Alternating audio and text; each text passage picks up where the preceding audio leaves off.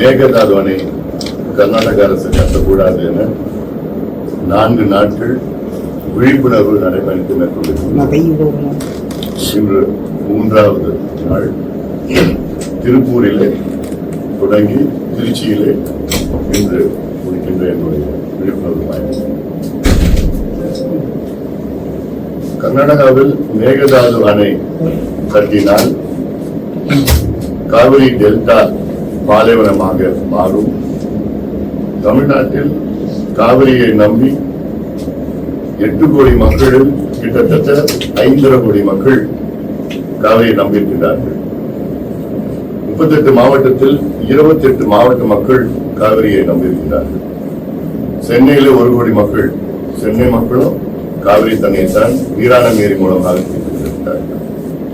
அது மட்டுமல்ல, மதுரை வைகையார் வந்தாலும் மதுரையில மேலூர் காவிரி உபரிநீர் திட்டம், ராமநாதபுரத்துல ராமநாத காவிரி உபரிநீர் திட்டம், இதெல்லாம் துணை மாவட்டங்களும் காவிரி நீரை தான் பிடித்துக் கொண்டிருக்கின்ற ஒரு சூழலில் இந்த பிரச்சனை தமிழ்நாட்டுக்கும் கர்நாடகாவுக்கும் பிரச்சனை கிட்டத்தட்ட 200 ஆண்டுகளாக இருக்கின்ற பிரச்சனை தான்.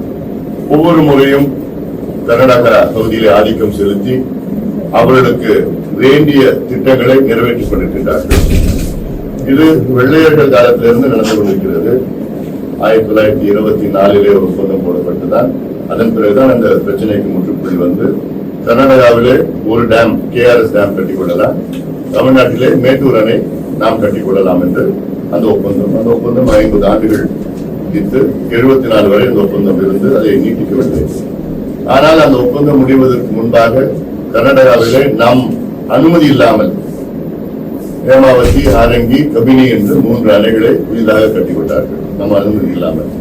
நம்ம அப்போ கலைஞர் ஆட்சி, திமுக ஆட்சி, இந்திரா காந்தி அம்மையாருடைய அழுத்தம் காரணத்தால் நம்முடைய உச்சநீதிமன்றத்திலே வழக்கை நாம் திரும்ப பெற்றோம் அந்த நேரத்தில். அதனாலதான் இப்ப கர்நாடகா மீண்டும் எப்படியாவது இன்னொரு அணையை கட்டிடலாம். இவ்வளவு காலமா கட்டின அணைகள்லாம் சின்ன சின்ன அணைகள் தான்.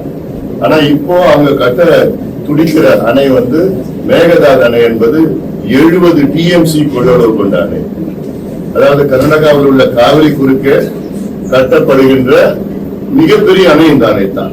KRS அணை இதுக்கு முன்பு பெரிய அணை, அது 50 TMC.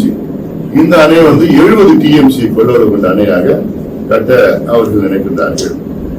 கர்நாடகா முதலமைச்சர் சிவகுமார் அவர்கள் தொடர்ந்து பொய்களை சொல்லி வருகிறார். இது வந்து தமிழ்நாட்டில் தான் அதிகமா பயன்பெறும். எப்படி பயன்பெறும்?